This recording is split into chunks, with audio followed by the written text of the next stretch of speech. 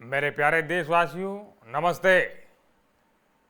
तीसरी बार प्रधानमंत्री पद की शपथ लेने के बाद ये 4 दिन के बाद मैं ढंग की बात कर पा रहा हूँ।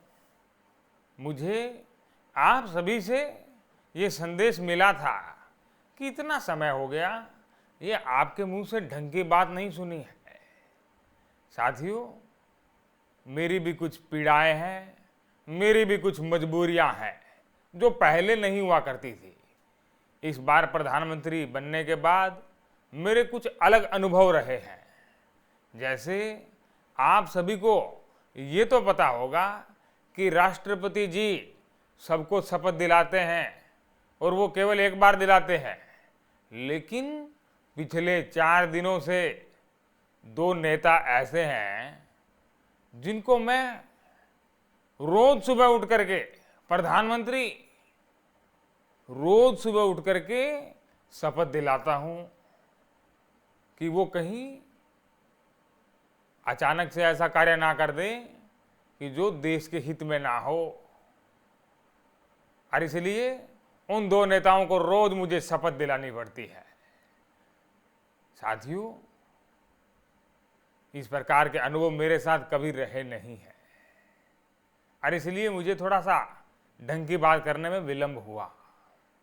प्यारे साथियों, मैंने ये भी देखा कि चुनाव से पहले मैंने जब कहा कि पूरा देश मेरा परिवार है, तो कुछ लोगों ने भावनाओं में बह करके अपने सोशल मीडिया के जो भी अकाउंट्स हैं उनके आगे मोदी का परिवार नाम लगा लिया था। साथियों, इस प्रकार के कार्य मुझे कतई पसंद नहीं है।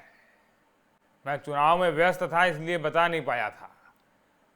अब मैं उनसे निवेदन करूंगा कि मोदी का परिवार ये आप हटा लीजिए। मोदी का परिवार ये बिल्कुल हटा लीजिए। मोदी अकेला चलता है, मोदी केवल मोदी है। मैंने घर छोड़ा, परिवार छोड़ा, तो ये आप कौन से परिवार में है जी? वसुधैव कुटुंबकम का नारा मैं लेकर के चलता हूं। आपको ये दिखाने की आवश्यकता नहीं है कि आप मोदी का परिवार हैं। प्यारे साथियों, पिछले कुछ समय से मैं चुनाव में व्यस्त था तो विदेश नहीं जा पाया था और मुझे अब विदेश जाने की इच्छा हो रही है, लेकिन कुछ लोगों के पेट में फिर भी दर्द होगा। कह रहे हैं मोदी इटली क्यों जा रहा है? इटली से मेरा पुराना नाता रहा है जी। चलिए, मुझे लगता है मुझे इटली जाने में देरी हो रही है, तो जल्दी अगली ढंग की बात करेंगे। बहुत बहुत धन्यवाद। तैयार हैं क्या जी? मामला तैयार है इटली जाने वाला? चलिए फिर, इसमें काहे को टाइम बर्बाद करना।